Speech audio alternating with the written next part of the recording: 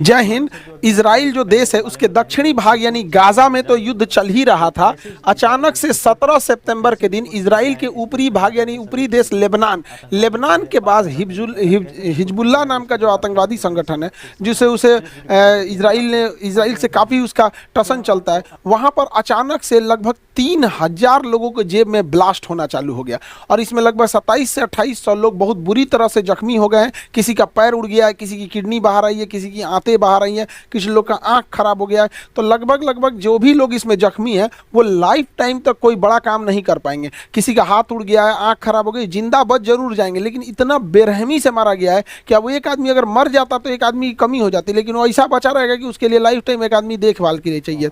ये अटैक कैसे हुआ? और ये इजराइल है, इजराइल के ऊपरी भाग में। इजराइल अपने दुश्मनों को निपटाने के लिए प्रसिद्ध है। इजराइल ने इस छोटे से दिखने वाले पेजर जो डिवाइस होता था उसमें ब्लास्ट कर दिया। देखिए, पेजर जो होता है रेडियो की तरह काम करता है। जैसे हम लोग रेडियो लेके घूमते हैं, उसके लिए कोई टावर वगैरह की जरूरत नहीं है। रेडियो हम लोग फ्रीक्वेंसी मिलाते हैं, इतनी फ्रीक्वेंसी पे वो बजने लगता है। उसी तरह पेजर जो होते थे, ये पहले ज़माने में मोबाइल नहीं होता था तो इसी पे मैसेज आते थे और ये पहले बहुत छोटा मैसेज भेजता था। पहले केवल एक ही डायरेक्शन से भेजा जा सकता था जैसे रेडियो होता है। बाद में धीरे धीरे टेक्नोलॉजी डेवलपमेंट हुआ, इसमें छोटे छोटे मैसेज भी आ जाने लगे यहाँ पर। इसके लिए कोई मोबाइल नेटवर्क की ज़रूरत नहीं होती है, जिससे कि इसका लोकेशन पता नहीं चल पाता है और ये भी मोबाइल की तरह ही काम करता था। इसे आप लोग कई मूवी में भी देखे होंगे पेजर, इसको यहाँ पे पुष्पा मूवी में देखे होंगे। इसके पे मैसेज आ जाता है इसी पेजर पे। यहाँ पर डेंजर वगैरह का यहाँ पे अपना मैसेज वगैरह भेजता होगा, ये उसका हेल्पर है। यहाँ पर आप गैंग्स ऑफ वासेपुर मूवी भी देखे होंगे, तो गैंग्स ऑफ वासेपुर में ये जो फैजल खान रहता है, इसके पैर यहाँ पर एक तो आप देखेंगे पेजर ये डिवाइस लगा होता है। ये पेजर डिवाइस जो होता है ये उस समय मोबाइल जब नहीं हुआ करती थी तो यही मोबाइल था। ये रेडियो की तरह काम करता था, लेकिन धीरे धीरे चेंज डेवलपमेंट हुआ। अब सबके पास मोबाइल हो गया। अभी कौन पेजर लेके घूम रहा है? अब जैसे वॉकी टॉकी कौन लेके घूम रहा है? अभी रेडियो लेके कौन घूम रहा है? पहले वॉकमैन पे लोग मैच देखते थे, वैसे ही ये भी था। लेकिन इसकी एक फायदा ये था कि इससे मोबाइल जो था वो से लोकेशन का नहीं पता चलता था। लेकिन इजराइल ने क्या किया, लोगों के मोबाइल लोकेशन के हिसाब से चुन चुन कर उसके ऊपर ड्रोन हमला करना चालू किया। हिजबुल्लाह को जब ये पता चला कि इसके जो टॉप मिलिट्री कमांडर हैं वो ड्रोन अटैक में कैसे मारे गए, तो वो लोग यूज़ कर रहे थे मोबाइल यूज़ कर रहे थे। उस मोबाइल के लोकेशन के हिसाब से जो मोबाइल का लोकेशन दिख रहा था वही लोकेशन ये मिसाइल ऑटोमेटिक इसको कैच कर ले रहा था और वहाँ पिन पॉइंट एक्यूरेसी से हमला कर रहा था। ईरान में भी ऐसे कई हमले कराए गए डायरेक्ट। तो हिजबुल्लाह ने एक एडवाइजरी जारी किया कि अपने सारे मोबाइल हटा दो, फेंक दो, पानी में फेंक दो या फिर कहीं लोहे के मजबूत ताबूत में रख दो ताकि सिग्नल ना पता चल सके यहाँ पे, ताकि इजराइल को इसकी जानकारी ना मिल सके। और इसी ने कहा कि आप लोग पेजर मोबाइल का यूज़ करिए, पेजर डिवाइस का। ये पेजर से एक फ़ायदा तो हिजबुल्लाह को ये हो गया कि इससे कोई लोकेशन नहीं बता सकता। जैसे हम कहीं रेडियो लेके सुन रहे हैं तो कोई कैसे बता देगा हम कहाँ खड़े हैं, लेकिन अगर मोबाइल लेके सुनेंगे तो मोबाइल से पता चल जाएगा कि हम मोबाइल लेके कहाँ खड़े हैं, किस टावर लोकेशन में। लेकिन अब रेडियो पे आप सुनिए तो कोई नहीं आपको होगा। सपोज कि अगर हमें कोई भाषण दे, जैसे हमारे प्रधानमंत्री कहें कि हम देश के लिए कल एक बहुत जरूरी सूचना देने वाले हैं, लेकिन यह सूचना केवल रेडियो पे आएगा, तो कौन कहाँ से सुन रहा है किसी को नहीं लोकेशन पता चलेगा। तो इसका फायदा यही था कि लोकेशन का पता नहीं चलता था। हिजबुल्लाह अचानक से पेजर पे ही मैसेज भेजता था, सारे के सारे एक्टिवेट हो जाते थे। लेकिन इजराइल को इसी में एक मतलब दिमाग लगाया उसकी खुफिया एजेंसी ने। हालांकि इसमें मोसाद का कोई योगदान नहीं है, आगे समझेंगे लोग यहाँ पे। तो ये इजराइल के ऊपर लेबनान है। लेबनान ने 3000 पेजर बनाने का ठेका दिया था ताइवान को, लेकिन ताइवान की कंपनी जो थी अपोलो गोल्ड जो था पेजर बनाने का लाइसेंस दे दिया हंगरी की कंपनी को। हंगरी की कंपनी को जब दे दिया तो यह यहाँ बनने लगा हंगरी में। अब यूरोप में जब ये पेजर बनने लगा तो यहाँ से इजराइल का एक्सेस बहुत ईजी हो गया। जब ये हंगरी से वापस यहाँ आ रहा था, इसी बीच में इजराइल ने यहाँ पर कुछ ना कुछ उसमें ऐसा अपलोड किया जो ब्लास्ट किया। आगे समझेंगे हम लोग कैसे किया था। जब ये पेजर हंगरी से 3000 की संख्या में लेबनान के पास पहुंचा, इसी बीच इजराइल की खुफिया एजेंसी मोसाद के कहने पर इसकी एक यूनिट 8200 है, यहाँ पे इसकी मिलिट्री की एक यूनिट है, उसने क्या किया, प्रोडक्शन में ही इसके बैटरी के बगल में एक विस्फोटक लगा दिया और उस विस्फोटक लगने के बाद ही ये पेजर पहुंचा था लेबनान में। अब ये विस्फोटक क्या था, गोल्ड, अपोलो गोल्ड कंपनी का पेजर हो गया यहाँ पर।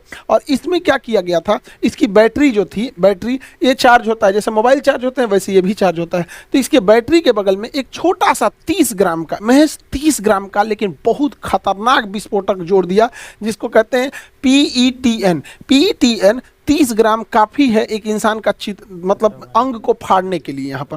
तो ये इसमें विस्फोटक लगा दिया और एक छोटा सा उसमें एक सॉफ्टवेयर डाल दिया, जिससे कि जैसे ये PET को ब्लास्ट करने के लिए हीट की ज़रूरत होती है, तो बैटरी के बगल में ही इस विस्फोटक को रखा और एक सॉफ्टवेयर डाला जिससे कि बैटरी हीट हो जाएगी। अब वैसे वैसे बैटरी हीट होगी, वो सॉफ्टवेयर ऑन होगा तो बैटरी हीट करके इसे ब्लास्ट कर जाएगी। और हिजबुल्लाह के पास ये 3000 पेजर पहुँच गए। हिजबुल्लाह ने अपने इन 3000 पेजरों को जो भी उसके खास कमांडर थे सबको दे दिया गया। कोई फल विक्रेता था, कोई ये इवन ईरान के राजदूत के पास भी ये पहुंच गया, उनकी वो आँखिए बाहर चला, ये फट गया आँखिए उनका, बेचारा ईरान को तो तबाह कर रहा है यहाँ पे। और जितने उसके खुफिया एजेंट थे सबके पास ये पहुंच गया यहाँ पे। इसी बीच ये फरवरी में आया था पेजर, फरवरी में आया था। इजराइल का था कि हम 2-3 साल बाद इसे ब्लास्ट करेंगे, जब तक कि घर घर ये पेजर पहुंच जाएगा। लेकिन इतना जल्दी अचानक ब्लास्ट इसलिए करना पड़ा क्योंकि जो हिजबुल्लाह था जिसके पास एक पेजर था, उसको डाउट हुआ था, उसको डाउट हुआ कि इसमें कुछ गड़बड़ी है। तो इसने अपने सीनियर को बताया कि जो पेजर हम लोग यूज़ कर रहे हैं ना, इसमें हमको लगता है कुछ गड़बड़ी है। लेकिन दिक्कत क्या हुआ, इसका सीनियर भी मोसाद का एजेंट निकला। सोचिए, हिजबुल्लाह में जो सीनियर कमांडर है वो एजेंट निकला इजराइल का। इजराइल ने तो हिजबुल्लाह का रक्षा मंत्री मोसाद के एजेंट को बना दिया था यहाँ पर, इतना टॉप पकड़ है। तो उसने क्या किया, जो इसका सीनियर है, पेजर की जांच कराने के बजाय इसी को मरवा दिया, कहा कि इजरायली हमले में मारा गया यहाँ पर। और उसने इजराइल को संदेश भेजा कि अब इस पेजर को जितना जल्दी हो सके इसका यूज़ करो, अदरवाइज में 1-2 खबर आई है, जब जांच होने लगेगा तो कुछ नहीं कर पाओगे। तो ये खबर लीक हुई थी जुलाई में, और सितंबर में हिजबुल्लाह जो था कुछ मैसेज देना चाह रहा था, तो इसने ये सितंबर का डेट रखा कि भैया अब इसको जितना जल्दी ब्लास्ट कर दो, वरना ये किसी काम का नहीं होगा, वरना इसे ब्लास्ट करेंगे नहीं तो ये किसी काम का नहीं बच जाएगा। तो इसे ब्लास्ट करने के लिए प्लान बनाई गई। हिजबुल्लाह जो था अमूमन 12 से 4 के बीच में, 12 बजे से 4 बजे के बीच में मैसेज भेजता था कि किस तरह से इजराइल पे अटैक करना है, क्या करना है। इसी का फायदा उठा के 3:30 बजे 17 सितंबर को 3:30 बजे इसके सॉफ्टवेयर को एक्टिवेट किया जाता है। इसे इस तरह से सेट किया गया था कि एक साथ 3000 लोगों पर मैसेज चला जाएगा।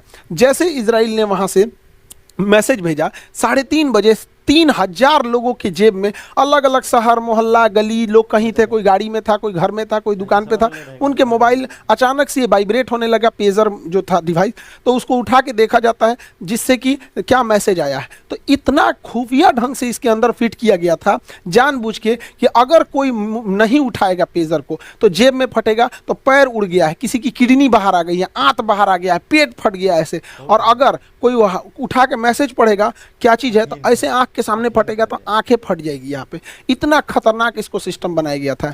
तो जैसे हिजबुल्लाह के आतंकवादियों ने यहाँ पे स्टार्ट किया, यहाँ पे पढ़ना चालू किया कि क्या मैसेज है, तब अचानक से फट गया और उनकी आंख तक बाहर आई है। इतनी बुरी तरह से हालत है कि जो बच गए हैं वो मरने से बुरी हालत में है यहाँ पे। अब उनकी देखभाल करने के लिए एक आदमी उनको परमानेंट चाहिए होगा। और ऐसा नहीं जैसे कोरोना कैसे फैला था, गली गली में कोई इधर से मर रहा है, कोई इधर मर रहा है, वैसे फैल गया, हाहाकार मच गया पूरी तरह से। हॉस्पिटल में लाइन लग गई यहाँ पर, और एकदम चारों ओर से उसके हॉस्पिटल भर गए इस ब्लास्ट की वजह से। डॉक्टर्स पूरी तरह से बिजी हो गए और 3000 में से 2800 का पेजर फटा था। 2800 का 200 बच गया है। रीजन क्या है, कोई अपना पेजर रख के बाथरूम में गया है, कोई पेजर रख के अपना सो रहा है, मतलब बॉडी से दूर है तभी बचे हैं, नहीं तो फटा पूरा एक्यूरेट है यहाँ पे। इसमें लगभग 15 से 20 लोगों की मृत्यु हो गई। अब मृत्यु का आंकड़ा और बढ़ेगा। पूरी हॉस्पिटल में कहीं जगह नहीं है, साइड साइड में लगा के इलाज करना पड़ रहा है। इजराइल पूरी दुनिया को दहला दिया ऐसे टेक्नोलॉजी का प्रयोग करके। हालांकि इजराइल की टेक्नोलॉजी बहुत ज़बरदस्त है। इजराइल अपने दुश्मनों को यहाँ पे, गाजा को तो निपटा दिया, यहाँ पर पारापारी ये आ रहे हैं। जब गाजा को निपटा देगा तो अगला नंबर आएगा इसका यहाँ पर हिजबुल्लाह को निपटाना। जब हिजबुल्लाह को निपटाएगा तब ये वेस्ट बैंक को निपटाएगा, पूरा खा जाएगा फिलिस्तीन वगैरह को। गाजा को तो निपटाइए दिया यहाँ पर, तो इसको, और इसने घर बैठे बैठे बिना गोली चलाए पूरी कम्युनिकेशन सिस्टम तहस नहस कर दिया है। अब हिजबुल्लाह को समझे में नहीं आ रहा है मैसेज कैसे दे, फ़ोन पे दे कि क्या दे, तो पूरी तरह से तहस नहस कर दिया इसने। और ये काम किया कौन सा, तो इसकी एक एजेंसी है जिसको कहते हैं समोन मटायम, क्या भाषा है इसका, समोन मटायम, ये हिब्रू भाषा है इसका, इसको कोड में नहीं पता नहीं क्या बोलते हैं हिब्रू भाषा में। यूनिट 8200 ने इसको अंजाम दिया है। और यही है खतरनाक एजेंसी जो अंजाम देती है साइबर अटैक जब भी होगा इजराइल के थ्रू, तो यही एजेंसी, हमेशा याद रखिएगा, यूनिट 8200।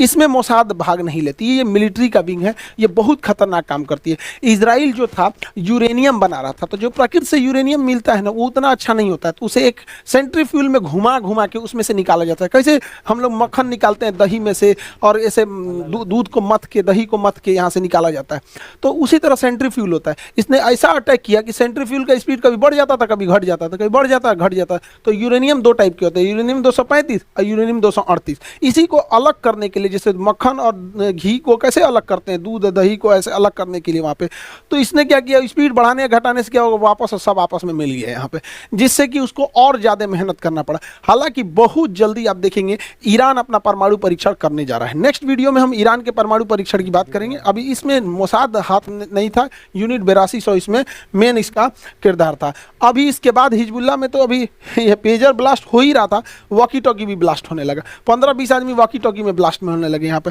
ये भी क्या हुआ, ताइवान कह रहा है कि भाई हमारे यहाँ से नहीं बना, इसमें मेड इन चाइना लिख रहा है यहाँ पे, ये भी ब्लास्ट हो गया। अब बात किस पे करें लोग, इसके अलावे लोग जो छतों पे सोलर प्लांट लगाए हैं ना, कहने के लिए सोलर प्लांट है, इसके अंदरवा बम है। अब पता ही नहीं चल रहा है उन लोग को भड़केगा क्या। अब अगला ब्लास्ट आप देखिएगा वहाँ एसी में होने वाला है, जो लोग एसी लगाए होंगे गर्मी में उड़ेगा यहाँ पर। अभी इजराइल ने ऐसे खुफिया एजेंसी में लेबनान के अंदर हिजबुल्लाह के आसपास के एरिया में बहुत सारे ऐसे टूथपेस्ट घूम रहे हैं, जिसको टूथपेस्ट कोई करेगा तो मर जाएगा यहाँ पे। अब कुछ दिन में ये सुनाई देने वाला है कि वहाँ टूथपेस्ट से मरने वाले हैं सब वहाँ पे। अब कोई भैया तुम लोग देखो, मंजन के जगह अब तुम लोग न दतवन करो भाई, हम क्या कर सकते हैं, हम तो समझाइए सकते हैं, आगे तुम्हारी मर्जी, तुम लोग क्या कांड किए हो। सामने वाले का हैसियत देख के ना लड़ा जाता है। और अगर अभी पावर नहीं तो पढ़ाई लिखाई करो, 10-15 साल में परमाणु बम ले आ देना। कौन चीज़ चिटपुटिया फेंकते हो इजराइल के ऊपर, बताओ। ये सब घुसियाएगा सब तो इजराइल के ऊपर क्या करेगा सब, AK-47 और 2-4 को रॉकेट मार देगा सब। ये बेवकूफ़ों को ही नहीं समझ में आता है कि जितना ही रॉकेट मारेगा सबको ही आयरन डोम से मार के गिरा देगा, और उसके बाद पूरे विश्व को कहेगा कि हम तो अपने बचाव के लिए किए हैं, क्योंकि इनको तो भाई बहाना मिल गया यहाँ पे। समझा कि चीटपुटिया मारता है सब यहाँ पे। पढ़ाई लिखाई करो, जितना ये सब पढ़े लिखे हैं सब यहाँ पे। तुम भी बना लो परमाणु बम, कौन मना किया। ये लोग पैदा हुए थे क्या परमाणु बम लेके, या अमेरिका पैदा हुआ था। भारत ने कभी परमाणु बम लेके हम लोग आए थे क्या, गुलामी झेले। 1962 की लड़ाई में हम लोगों को हैसियत दिखा दिया था चाइना ने। उसी समय हमारे देश ने सोचा था कि कुछ भी हो जाए हम परमाणु बम बना के रहेंगे। आज चाइना की औकात है, नहीं है। तो भाई तुम्हें अपने देश का रक्षा करने का अधिकार है, उसे अपने देश की रक्षा करने का अधिकार है। और तुम लोग पारा पारी आओगे तो ये सबको निपटा देगा, और एक साथ आने की तो ताकत है ही नहीं है। खैर क्या ही बोलेंगे हम यहाँ पे। तो आयरन डोम से मार के गिरा देता है यहाँ पे। अब हम लोगों को समझने की जरूरत है कि जब लेबनान में ये हो सकता है तो हम लोग का ही मोबाइल काहे नहीं फट सकता है। ये चाइना से बन के आ रहा है, क्या पता चाइना इसमें बैटरी की जगह पे क्या लगाया। हम लोग को दिख रहा है कि भैया इतना बड़ा बैटरी है, पता चला इसमें आधे दूर बैटरी है, आधा दूर विस्फोटक रखा हुआ है। कईयों हम लोग उधिया जाएंगे लोग यहाँ पे, कोई ठीक नहीं है। तो सरकार को चाइना से आने वाले लैपटॉप, टैबलेट, मोबाइल, इवन जो भी इलेक्ट्रॉनिक डिवाइस है जो बाहर से किसी क्लाउड या सर्वर द्वारा कंट्रोल हो सकता है, उस पर तत्काल प्रतिबंध लगाना चाहिए। और जो भी डिवाइस बने भारत में बनते रहना चाहिए। यहाँ पर हम लोग पता नहीं क्या कर रहे हैं, मेक इंडिया के नाम पर यहाँ पे हम लोग यूपीआई बना के खुश हैं कि हम लोग यूपीआई बना लिए। एक दिन गूगल बाहर करेगा ना जीमेल से, सारा यूपीआई बंद हो जाएगा। हम लोग हल्ला कर रहे हैं डिजिटल इंडिया, डिजिटल इंडिया। हम लोग डिजिटल इंडिया नहीं है, डिजिटल यूजर हैं हम लोग।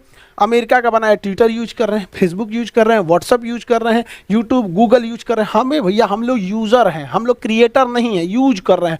कोई टिकटॉक पे आके नाच रहा है, कोई इंस्टाग्राम पे आके नाच रहा है। कईयों बंद करेगा रूस की तरह, हम लोग का हालत खराब हो जाएगा। डिजिटल इंडिया का मतलब ये थोड़ी होता है कि जियो का 1.5 GB डाटा शाम को 4 बजे खत्म करके फूंक दिए, काम खत्म, डिजिटल इंडिया हो गया। ऐसे नहीं होता है। हम लोग डिजिटल यूजर बन चुके हैं। अब जरूरत है देश को आगे बढ़ने की, अपना डिवाइस अपने कंट्रोल में रखने की, वरना एक दिन हम लोग के साथ भी कहीं क्या पता चाइना ऐसे कर दे। हम और आप क्या कॉन्फिडेंस से कह सकते हैं कि इतना बड़ा बड़ा ये लेके, जितना टीचर लोग पढ़ा रहा है ये पैनल वगैरह इंडिया में कहाँ बन रहा है। ये मजबूरी में कोई लेके आ रहे हैं लोग, हाँ खरीद रहा आदमी इंडिया से। कैमरा हो गया, टीवी हो गया, ये सब सस्ता चाइना में बन रहा है। घर घर में अगर वो ब्लास्ट कराना चाहे हम लोग को तो पंगु बना के रख देगा यहाँ पर। तो ये सोचने की ज़रूरत है दोबारा मेक इन इंडिया को, जिससे कि भारत जैसे देश को सुरक्षित किया जा सके।